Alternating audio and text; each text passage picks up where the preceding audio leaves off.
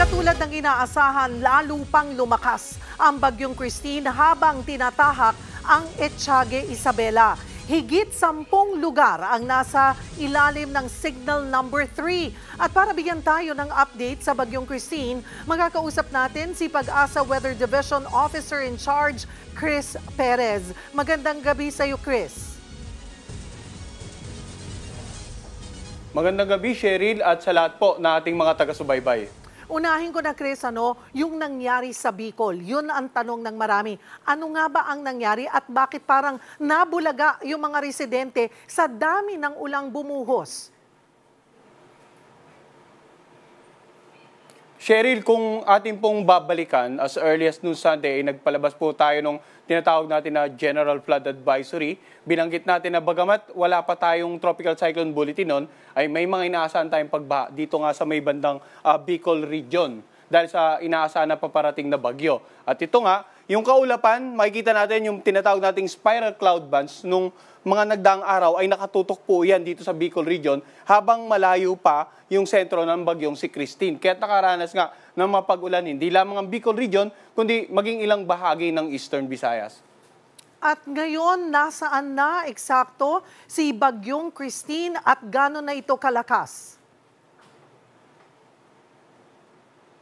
Sa ngayon, yung tinataya nating sentro ng bagyong si Christine ay nasa dagat pa rin. Kaninang alas 4, sa layang 175 kilometers silangan ng Etiague Isabela. No? So, severe tropical storm category na ito, lakas ng hangin umabot hanggang 95 kilometers per hour.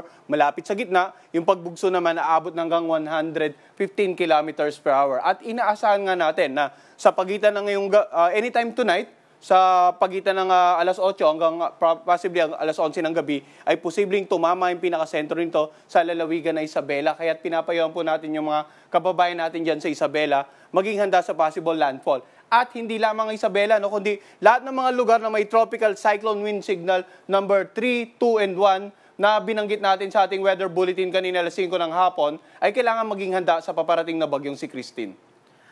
So, aasahan pa rin yung malakas na mga pag-ulan. Kasi yun doon sa mga tropical cyclone wind signals natin, lakas ng hangin eh. Pero yung dalang ulan nitong bagyong Christine ay kasing lakas din ba ng katulad na na-experience sa Bicol region? Tama yan, no? Kung mapapansin nga natin, yung mga warning signal ay more on concentration ng lakas ng hangin. Subalit nagpalabas din tayo ng weather advisory regarding naman sa mga posibleng mararanasan na paulan. At ngayong gabi nga hanggang bukas, inaasahan natin may mga intense to torrential rains pa rin dito sa may bandang Cagayan, Isabela, Aurora at Quezon at Apayao, habang heavy to intense rain naman dito sa natitirang bahagi ng Cagayan, bali dito sa natitirang bahagi ng Cordillera Administrative Region, Ilocos Region, natitirang bahagi ng Central Zone, Rizal at ilang bahagi ng Bicol Region. So, ulitin natin, no? Yung mga lugar na may warning signal, makakaranas pa rin ng masungit na panahon. Pag sinabi nating masungit na panahon, malalakas na pag-ulan na pwedeng magdulot ng mga pagbaha sa low-lying areas, sa mga komunidad na malapit sa ilog sapagkat posibleng tumaas yung level ng tubig, umapaw ang mga ilog, at pwede rin magdulot ng mga pagguho ng lupa sa mga lugar na malapit sa paanan ng bundok. Bukod pa dyan, yung mga malalakas na hangin na pwedeng makasira ng mga ilang struktura gaya ng mga bahay na gawa sa magagana materyales,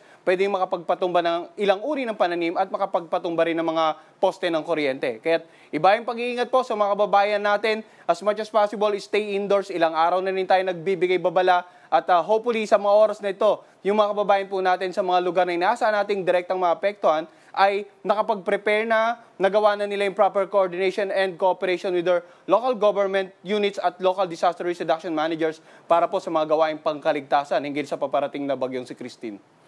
Maraming salamat for the update, Pag-asa Weather Division OIC Chris Perez. Mga kapatid, Cheryl Cosim po, huwag maging huli at maging una sa lahat sa balitaan. Para sa tuloy-tuloy na talakayan sa Frontline, mag-follow at mag-subscribe sa social media pages ng News 5.